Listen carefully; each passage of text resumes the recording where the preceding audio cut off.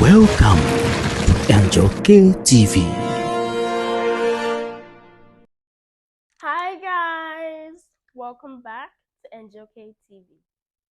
Today we're going to be talking about literary devices. So without further ado, let's get into this video. So what are literary devices? Well, literary devices are tools writers use to communicate information to readers in specific ways. We have millions of types of literary devices, like 60.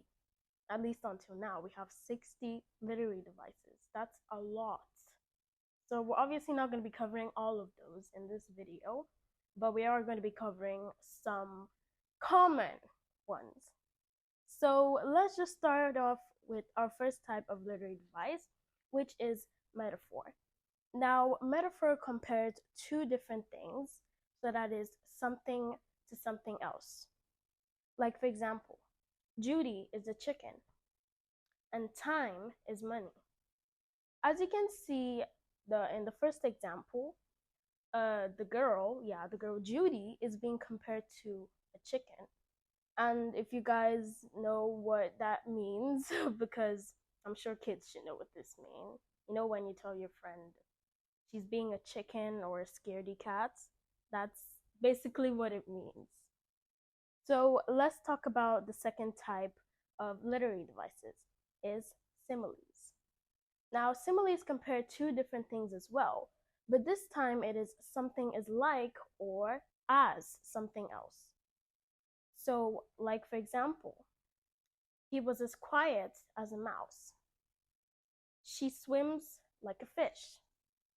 So, in these two examples, or we'll talk about example one, you can see that he was as quiet as a mouse. It's talking about the boy here. Is as quiet as a mouse. That something is like or as something else. So in the other example, she swims like a fish. If somebody tells you that you swim like a fish, that just means that you swim well, because a fish is supposed now to swim well and fast even. Okay, so let's talk about the other type of literary devices, alliteration. So alliteration is the repetition of the same letters or sounds in the beginning of words.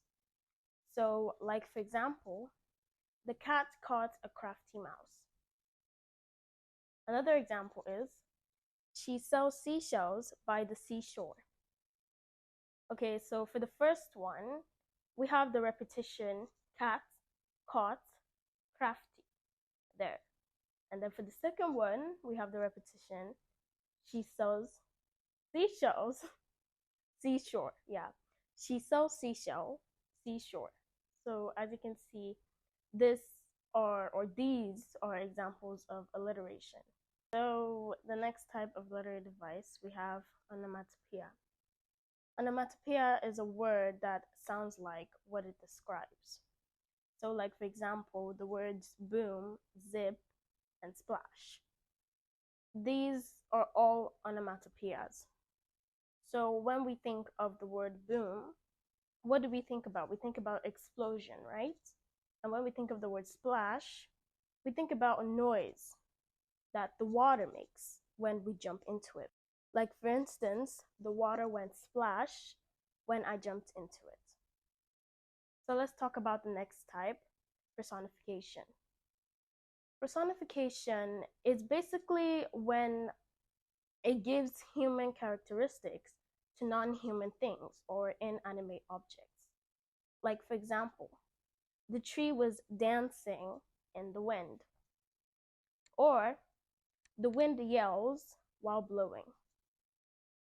So yeah, a tree cannot dance and neither can a wind yell, because these are all human characteristics.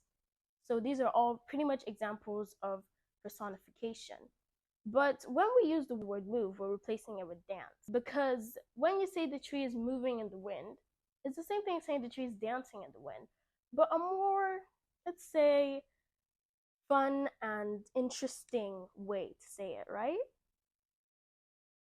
All right, so let's talk about our next type, which is idioms. So you guys obviously know what idioms are if you have seen my idioms video, because I've made a video about it. So idioms are basically words that are not meant, and yes, they are types of literary devices. So I thought I would add this in my video. So, like for example, the exam was a piece of cake. And one of the popular ones, break a leg. So for the first example, the exam was a piece of cake. That's not meant because an exam is paper, not cake. And if an exam was a piece of cake, then I don't really think people would really fear having exams. You know what I mean? They would just go to eat cake. It's an idiom basically. And we all know the popular idiom, break a leg. Good luck if you don't know. So the next type of literary device we have is hyperbole. So hyperbole is an exaggerated statement. So like for example, they were dying of laughter. And I have a million things to do today, or I have millions of things to do today.